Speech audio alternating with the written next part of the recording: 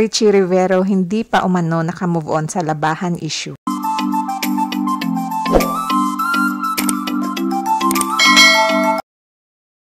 Welcome to QD's channel, and for today's video, tila hindi pa umano nakamove on ang basketballistang si Richie Rivero tungkol sa labahan issue na pumutok early this year 2023.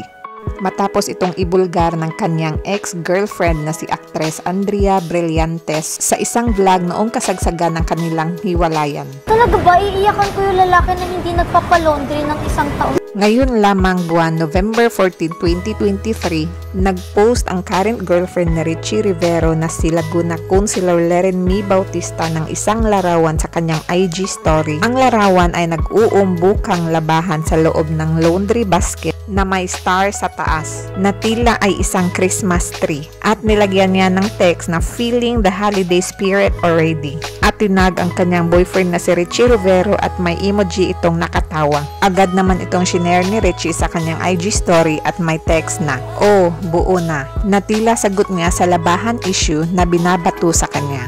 6 na buwan simula nung magkahiwalay si Andrea at si Richie ay hindi pa umano tumitigil si Richie sa pagpapatutsada kay Andrea Brillantes. Hanggang ngayon ay dedma lang si Andrea Brillantes sa lahat ng mga patutsada ni Richie Rivero. Thank you for watching. Don't forget to subscribe, like, and click the notification bell para sa susunod pang mga videos.